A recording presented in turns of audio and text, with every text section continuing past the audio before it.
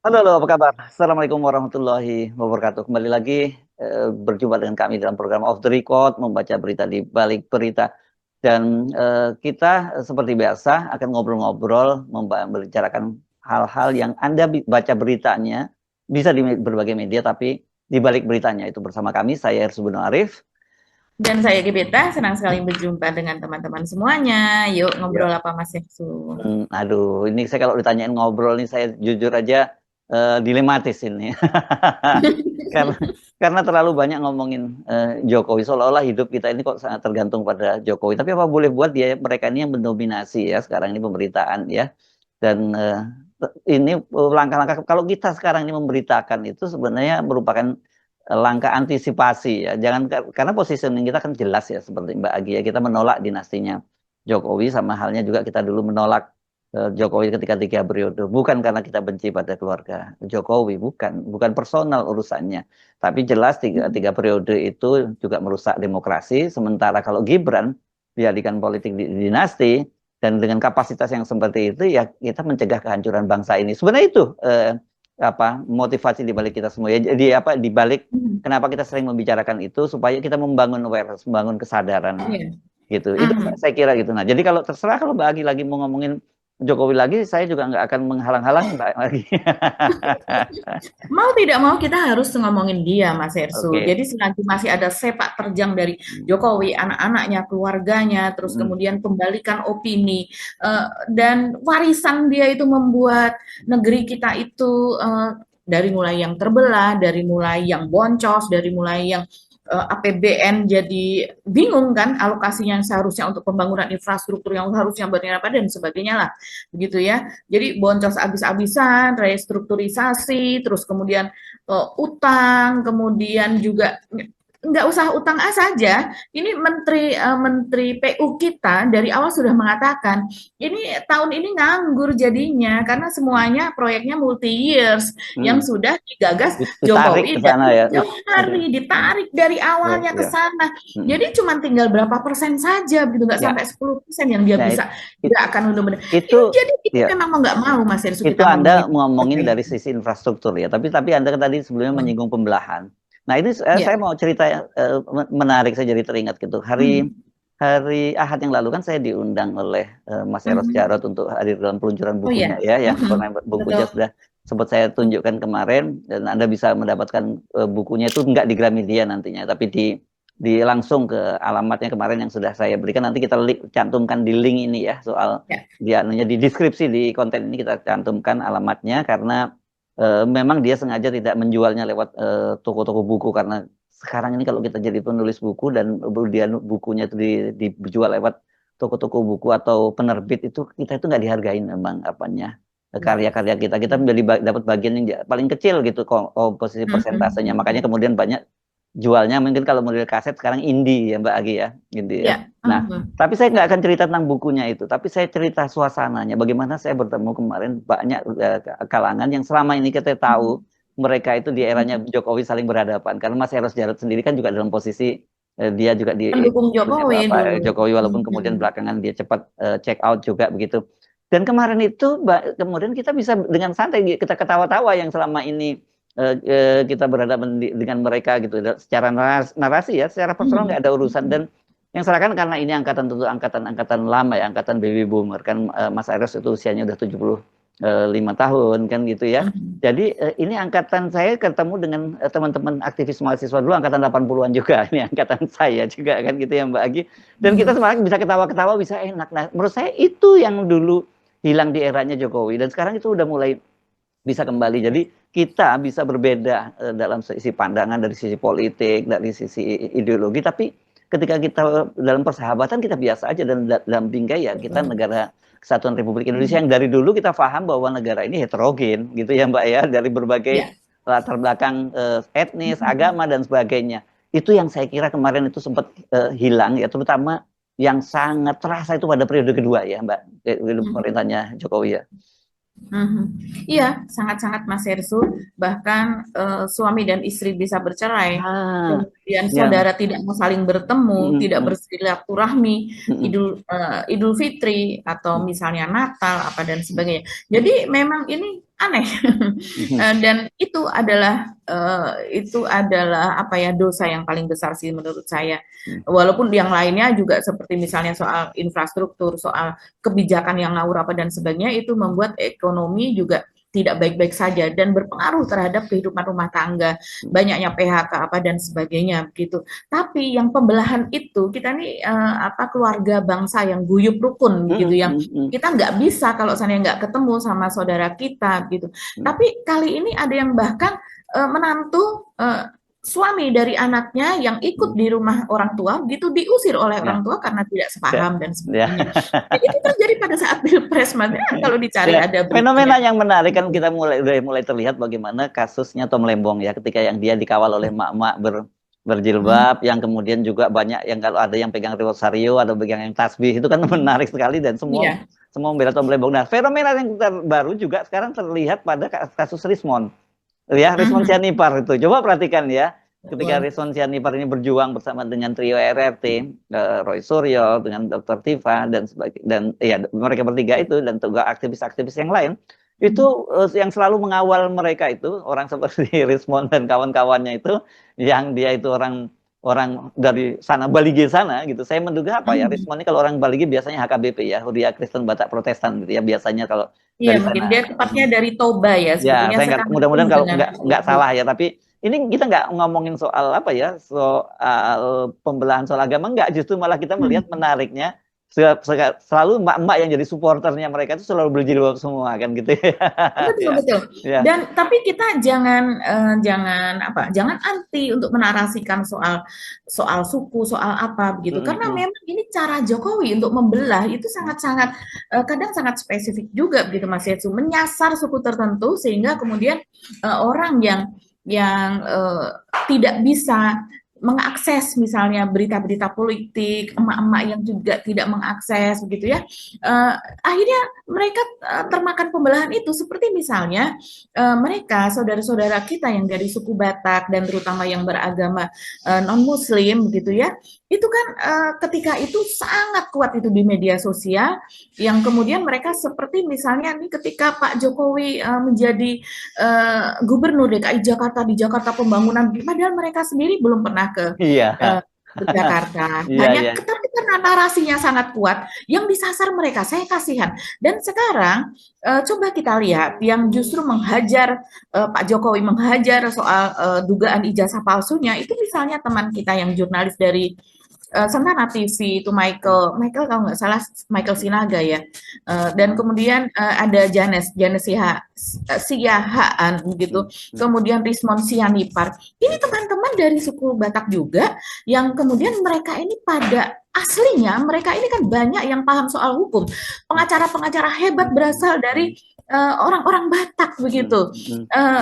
Kebetulan keluarga saya juga menikah dengan orang Batak begitu ya, dan kemudian dia menjadi pengacara hebat begitu, menjadi salah satu ketua itulah begitu ya, asosiasi gitu. Dan ya sekarang malah justru Pak Jokowi ini seperti ya, makanya seperti terbata-bata. Kalau seandainya saya lihat di media sosial Mas Hersu, yang membela Rismond dan teman-teman yang dengan marga ini marga itu, yang mereka tersadarkan gitu, walaupun sebagian masih belum ya, tapi mereka tersadarkan bahwa hak saya selama ini untuk sejahtera, hak saya selama ini untuk mendapatkan pendidikan gratis yang seharusnya sudah diperoleh selama 10 tahun belakangan ini, kalau itu dikerjakan dengan baik, malah justru kemiskinan itu dipelihara. Bagaimana hak saya untuk berbicara seolah-olah ya, kalau seandainya Jokowi itu dia tidak demokratis orangnya, maka kalian ini seperti saya Mas Hersuk sudah dipenjara. Bukan seperti itu cara menilainya demokratis itu begitu. Jadi ya memang pembiusan itu terjadi selama 10 tahun, dan sekarang semua orang ini bebas untuk bukan sebenarnya dari dulu seharusnya bebas untuk berbicara, dan seharusnya Jokowi juga meniru SBY, meniru Pak Habibie, meniru yang lain-lain gitu. Bahkan Ibu Megawati juga di eranya Ibu Megawati, kita mesti catat satu momen yang luar biasa adalah pada waktu Amerika Serikat, Presiden Bush lewat CIA itu minta agar Abu Bakar Ba'asyir itu untuk diserahkan dan akan ditahan di Guantanamo. Pada waktu itu Ibu Megawati atas nama pride sebagai sebuah bangsa yang menolaknya itu kan luar biasa sebenarnya era-eranya seperti itu ya. Kita punya pride sebagai sebuah bangsa juga gitu. Sekarang yang terjadi kita malah malah terjadi pembelahan. Tapi alhamdulillah menurut saya sekarang sudah mulai Ya. mulai Dan hilang, Pak. sebenarnya Mas Ersu, menyambung dari itu tadi ya sedikit saja. Kalau dari bocoran intelijen, kebetulan kawan saya begitu, intelijen gitu membocorkan sebenarnya pendekatan kepada Jokowi sendiri terhadap apa namanya sebutan terorisme, aksi teroris, apalah dan sebagainya itu dari Amerika Serikat sudah Oh ya, dikerjakan sejak dia waktu yes, masih menjadi wali kota betul, dengan ya. iming-iming mendapatkan ini, mendapatkan ini. Ini Jokowi sendiri yang bisa menjawabnya, tapi Ya, ini ketika kita buka, tapi ya. kalau kita pakai mulut intelijen, coba bapak-bapak intelijen yang sudah pensiun pasti mau menjelaskan soal ini. Bagaimana Jokowi mendapat ini, didekati oleh ini apa dan itu diketahui oleh Megawati. Ya, sekarang waktu itu laporannya kalau tidak salah yang dibocorkan Wikileaks itu ada kawan diplomat dari Duta Besar Amerika di Indonesia yang memuji Solo itu disebutnya waktu itu judulnya kalau seingat saya From Terrorist Hub to Tourist Heaven gitu ya. Jadi hubnya terorisme sekarang berubah menjadi surganya para turis gitu waktu Jokowi yang menjadi wali kota itu gitu yang pada waktu. Nah, itu antara lain kemudian membuat kemudian Jokowi juga dilambungkan ke Jakarta dan sebagainya, ada peran dari itu. Karena Sukoharjo letaknya dekat dengan Solo, itu kaitannya. Oke, jadi kita itu dari sisi soal pembelahan ya yang Mbak Agi ya ingat. Nah, kita sekarang ngomongin soal apa nih selain itu. Yang tadi saya udah mulai nyinggung soal trio RRT yang hari ini mereka diterima oleh ini ya, oleh pimpinan DPD RI. Ya, ini juga menarik ini Mbak Agi. Iya, betul. Jadi akhirnya trio RRT ini mengguncang saya rasa Mas Ersu. Sebelumnya sudah diterima di DPR. Kan memang mereka sebetulnya mengirim surat untuk diterima untuk surat permintaan audiensi lah begitu ya, berdiskusi, mereka menyerahkan buku Jokowi White Paper, terus kemudian juga data-data semua begitu. Sebelumnya juga dari RRT dan kawan-kawan walaupun itu diwakili emak-emak apa dan sebagainya itu sudah menyerahkannya ke Sekretariat Negara begitu Mas Ersu, ke pustakaan ke lembaga lah gitu yang lainnya juga. Dikdasmen kan juga sudah mendapatkan gitu ya, Kemendikdasmen. Jadi ini menyerahkan kepada DPD RI yang diterima oleh salah satu pimpinan DPD RI yaitu Wakil Ketua DPD yaitu Pak Tamsil Lindrung gitu. Sebelumnya mereka sudah diterima di DPR itu tadi, tapi di DPR-nya masih yang menerima itu masih fraksi begitu Mas Ersu. Biasanya kalau komisi isinya hampir semua fraksi. Kalau ini masih fraksi yaitu fraksi PKS. Tapi walau bagaimanapun kita sudah tahu ini jalan mulai terbuka lebar dengan diterima di DPD RI yang kemudian mendapatkan setidaknya ada orang DPD begitu yang mendapatkan informasi yang sangat komplit dan kemudian disarankan juga untuk bersurat ke komisi yang terkait. Kalau tidak salah tadi disebutkan Komisi 3 dan Komisi 10, maaf kalau salah. Tapi coba kita lihat videonya saja Mas Ersu. Penjelasan dari Roy, Rismond, dan Dr. Tifa. Ya. Oke, kami RRT bersama tim hukum dan para aktivis yang lainnya hari ini beraudiensi dengan dan berjumpa dengan Wakil Ketua DPD RI Bapak Tamsil Lindrung. Ya, kami mengutarakan bahwa aktivitas penelitian kami itu bukan subjektif, tetapi objektif berlandaskan data yang kami temukan di lapangan maupun hasil kajian-kajian kami menggunakan metode-metode yang sebenarnya sampai detik ini telah kami publikasikan dalam buku Jokowi's White Paper. Oleh karena itu kami berharap bahwa tidak ada lagi upaya-upaya kriminalisasi terhadap para peneliti. Sehingga ini menjadi presiden yang sangat baik bahwa peneliti itu punya hak untuk bersuara dan berkontribusi juga di ruang-ruang publik di negara kita ini. Oleh karena itu kami harapkan kepada DPD RI, DPR maupun MPR, tolong jamin kebebasan kami dalam meneliti dan membukukan dan mempublikasikan apa-apa yang menjadi temuan kami meskipun hasil temuan tersebut menyakiti atau tidak sesuai atau tidak memuaskan pada pihak-pihak tertentu. Oleh karena itu, terakhir kepada Pak Presiden Subianto, ya Prabowo Subianto, tolong dibaca buku kami Pak yang telah kami berikan ke Hambalang maupun ke Sekretariat Negara. Itulah sebenarnya hasil dari penelitian kami, sumbangsi kami, pemikiran kami sebagai upaya kami untuk membuat Indonesia sebenarnya menjadi cerdas dan lebih maju. Terima kasih. Gitu aja Mas. Lanjutkan. Oke. Baik, jadi alhamdulillah pada hari ini Kamis ya, kami 23 Oktober 2025, surat resmi kami sudah direspon dengan sangat baik oleh salah satu diantaranya setelah kami kemarin pernah diterima oleh salah satu fraksi di DPR, yaitu fraksi PKS. Kami hari ini diterima oleh Wakil Ketua DPD Bapak Tamsil Jinggu. Dan juga kami juga telah bersurat kepada Komisi 10 dan Komisi 3 dan kami juga menunggu perkembangannya. Karena apa? Yang kami laporkan adalah dua hal yang sangat penting. Yang pertama adalah yang telah kami bukukan secara ilmiah. Ya, jadi RRT ini, Roy Respontiva telah membukukan dalam Jokowi White Paper. Itu sudah jelas, itu sudah final bahwa ijazah Jokowi 99,9% palsu. Ya, dan yang hari ini kami sampaikan adalah tentang perkembangan di mana Gibran, yaitu wakil presiden kita, itu ternyata tidak memiliki ijazah SMA, SMK ataupun yang sederajat lainnya. Jadi ini jelas-jelas melanggar aturan yang ada.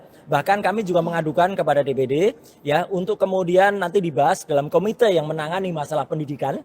Kalau nanti di DPR kan di Komisi 10, kalau di DPD arahan Pak Tamsil Jinggu tadi kami diarahkan kepada komite yang nanti masalah pendidikan dan juga masalah-masalah yang krusial hubungannya dengan hukum. Ya, itu tadi penjelasan dari mereka ya. Jadi sangat jelas ini pemerintah mulai terbuka dan kalau kita melihat seperti apa namanya mereka ini mulai diterima di mana ini kita lihatlah jalan ini makin terang, jalan makin longgar gitu. Apalagi mereka tidak berhenti di sini saja, mereka akan terus mencari data-data bahkan rencananya akan ke luar negeri juga begitu ya. Rencananya Roy Suryo misalnya akan mendatangi insert yang ada di Sydney begitu ya, dan tentu saja teman-teman yang ada di Sydney pasti akan membantu RRT ini karena mereka mendapatkan banyak dukungan dari teman-teman di luar negeri. Ya, saya sudah banyak dikontak oleh teman-teman di Sydney, udah juga minta agar Mas, bahkan mereka menyatakan, Mas saya kasih tahu sama Mas Roy ya, saya siap bantu dan sebagainya. Banyak sekali yang ngomong seperti itu. Jadi Pak Mas Roy Suryo di sana tidak akan terlantar, dia pasti aman gitu. Bahkan terlalu banyak orang yang mau ngantarkannya. Ngantar-ngantar. Iya, ini luar biasa Sydney ya, memang. Dan kan memang lagi heboh juga itu, ada mural yang berkaitan dengan Bahlil di Iya, itu siapa? Itu pasti kelakuannya orang Indonesia lah, masa enggak kan? Itu pastilah Mas Ersu, bahasanya juga bahasa Indonesia. Aduh, kacau ya. Iya. Oke, balik lagi ke soal tadi ya. Ini memang jadi tekanan yang cukup berat buat Pak Jokowi dan keluarganya ya. Dan belum lagi nih soal Gibran kan, karena nanti kalau itu mereka ke Australia, terutama ke Sydney, itu kan targetnya tuh Gibran ya, bukan lagi Pak Jokowi ya Mbak Aki ya. Iya. Tapi beriringan lah itu Mas Ersu, ya Gibran ya Jokowi begitu kan. Ya, nggak, kalau di Sydney-nya khusus kan itu akan berkaitan dengan teman-teman berkaitan dengan Gibran, dan yang sebenarnya yang rawan sekali itu memang Gibran kalau kita lihat, karena satu rawan betul ya, karena ijazah SMA-nya ya. Iya, dan yang kedua lagi ini tetap masih ya, jangan dikira nggak ada sidang lagi soal ijazah Jokowi. Ini yang baru saja berlangsung di Pengadilan Negeri Solo begitu, masih tahap mediasi yang kesekian kalinya, tapi lagi-lagi Jokowi ini kan tidak berani hadir. Padahal menurut Muhammad Taufik, yaitu sebagai kuasa hukum ya dari penggugat. Jadi penggugatnya kalau tidak salah ada Tok Taufan namanya ya, ada terus kemudian Pak Bangun Satoto ya. Iya betul. Itu keduanya adalah alumni UGM, jadi asli. Dia mengatakan ijazahnya asli dan gugatannya itu sampai sekarang masih tahap mediasi, dan kemudian kemarin dari mediasi yang terakhir hakim mengusulkan supaya ada semacam telekonferensi begitu untuk yang berikutnya, karena dari pihak penggugat sudah hadir ya, keduanya dua orang dia hadir. Nah seharusnya saya lupa berdasarkan pasal berapa disebutkan gitu, harusnya ini prinsipal dari yang tergugatnya pun juga harus hadir. Jadi hakim mengusulkan agar ada pertemuan mediasi itu dilakukan secara jarak jauh atau telekonferensi. Tapi kita bisa menduga ini Jokowi pasti tidak mau, dan kuasa hukumnya juga pasti tidak mau begitu. Yang pertama itu diatur di mana? Di pasal 6 ayat 1 bahwa prinsipal atau tergugat atau penggugat langsung harus hadir, dan kami menghormati persidangan, kami menghadirkan prinsipal kami 2 orang, Tok Taufan ya, dan kemudian Bangun Sutoto, ya keduanya alumni UGM, ya asli lah begitu ya, asli. Ternyata Pak Jokowi tidak hadir, ya.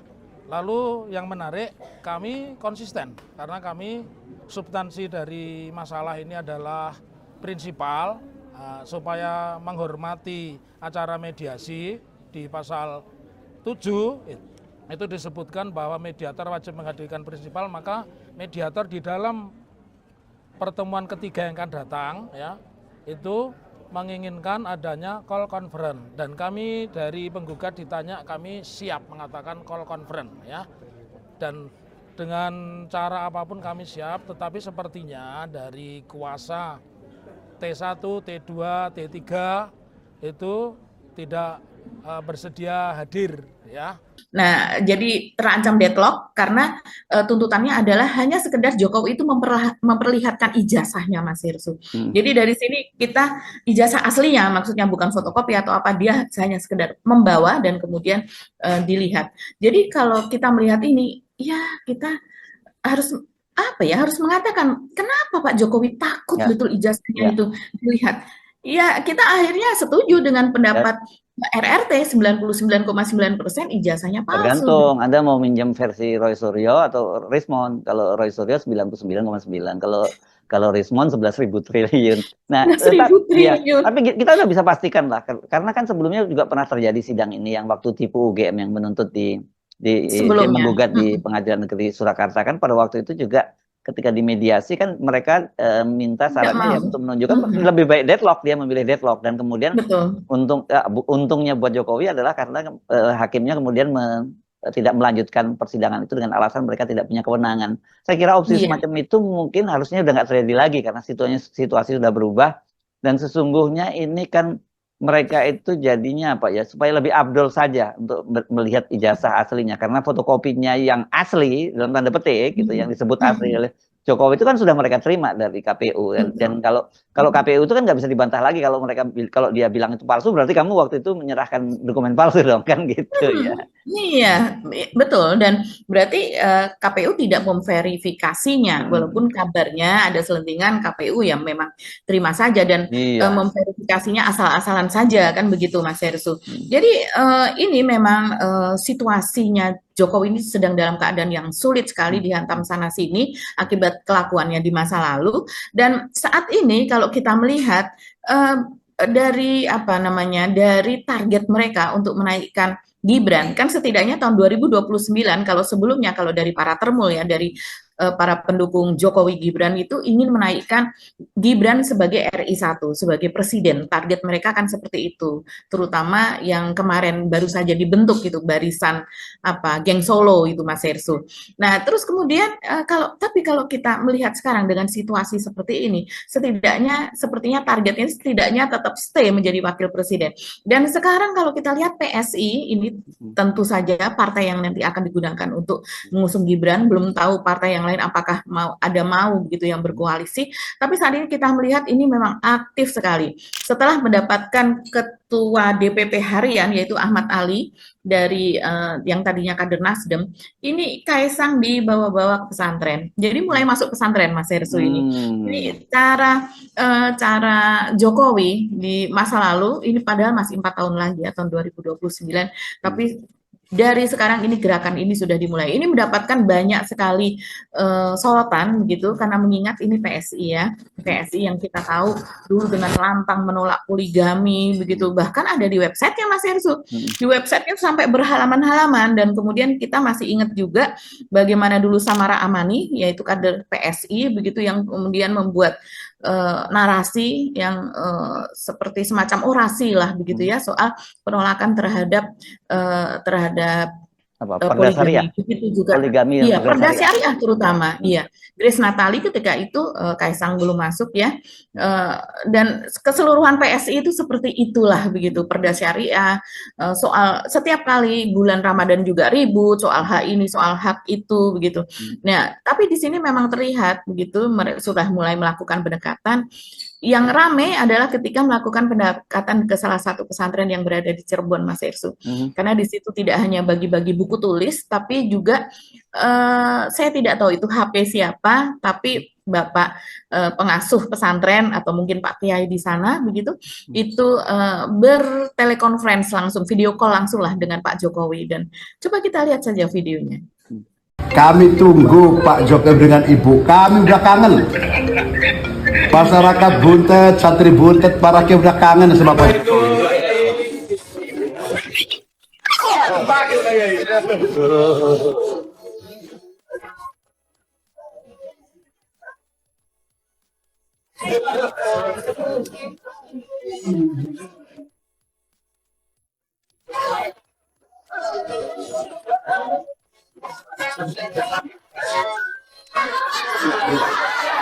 Waduh. Oke, mana teriakannya? Lagi. Tangannya. Oke, Di pesantren Buntet. Rajin belajar. Rajin-rajin belajar. Nah, yang situ. Iya Mbak, saya ngapain Pak pesantren kalau mau dapat APBN Mbak, video call-nya dengan Pak Prabowo. Iya, ya, ini kita melihat ini gerakan-gerakan seperti ini, Mas Hersu, ini khas sekali ya Jokowi begitu, khasnya Jokowi, karena kita ingat kemarin pada tahun 2023 begitu, pada saat mulai Pilpres ini kan memang yang dipakai adalah Miftah, siapa namanya, Miftah Maulana yang sering disebut sebagai Gus Miftah itu. Sebetulnya ini kan orangnya Jokowi dan juga apa namanya, teman baiknya Gibran lah begitu. Jadi ketika itu kita masih ingat, kita buat konten juga soal itu, bagaimana kemudian Prabowo ini dikenalkan dengan Miftah, dan Miftah ini ditugasi begitu untuk menjalin atau mensosialisasikan 02 Prabowo dan Gibran ini ke pesantren-pesantren. Kita juga masih ingat ada video-video begitu ya yang ketika itu tebar uang apa dan sebagainya, tapi kemudian itu mereka menolak bahwa itu adalah apa namanya, kampanye dengan uang lah begitu ya. Terus kemudian juga padahal itu banyak sekali ya video-video yang seperti itu, dan kemudian juga ada video yang disebar oleh salah seorang kiai begitu yang dia pura-pura sholat atau apa yang memberikan, entah tidak disebut namanya gitu, sedang sholat dan kemudian dia melihat bungkusan uang itu yang akan diserahkan kepada dia kalau seandainya dia berubah pikiran gitu, Mas Hersu. Jadi cara-cara seperti ini sepertinya nanti akan terus dilanjutkan gitu kalau kita melihat, walaupun mungkin kita melihatnya sekarang ini sekedar silaturahmi saja ke pesantren. Kita tidak menuduh bahwa kemudian Kaisang ini memberikan uang sekian-sekian, karena itu kan juga gelap ya, kita tidak tahu memberikan uang atau tidak begitu. Tapi yang jelas ini teman-teman santri dan juga pesantren-pesantren Bapak Kiai, tolong membuka hati dengan lebih jernih, dengan lebih jelas dengan keadaan yang sekarang ya, bagaimana posisi ini seharusnya pesantren bisa lebih jernih, lebih terbuka, dan kemudian juga melihat mereka dimanfaatkan atau tidak sih dengan cara-cara yang seperti ini gitu. Ya. Oke, jadi kampanye sudah dimulai ya, ini KPS sudah mulai, dan Gibran juga sudah mulai ketemu para relawannya, jadi memang arahnya semakin jelas gitu ya. Jadi positioning kita, saya kira kita mesti clear sejak awal kita bahwa kita menolak ya keluarga Jokowi itu untuk menempatkan diri posisi di pemerintahan, apalagi di presiden gitu ya, Mbak Agi ya. Bukan karena sentimen pribadi, bukan. Ini persoalan juga latar belakang dia, kapasitas dia, kemudian juga attitude-nya yang sangat tidak, ya mau jadi apa bangsa ini kalau dipimpin lagi oleh anak seperti itu ya. Iya, betul. Dan juga jangan sampai agama begitu yang sering kali ini juga mereka sering gitu sering ngomongin, tapi ternyata mereka kemudian manfaatkan itu untuk kepentingan politik. Memanfaatkan begitu, ingin suaranya tapi kurang menghargai. Dan narasi-narasi seperti Jokowi Nabi dan sebagainya itu kan tidak pantas gitu. Ya. Oke, Mbak Agi, kita nanti kita lanjutkan lagi dalam perbincangan dengan topik yang berbeda. Ya, Mbak Agi, sampai ketemu lagi. Saya Hersubun Arif.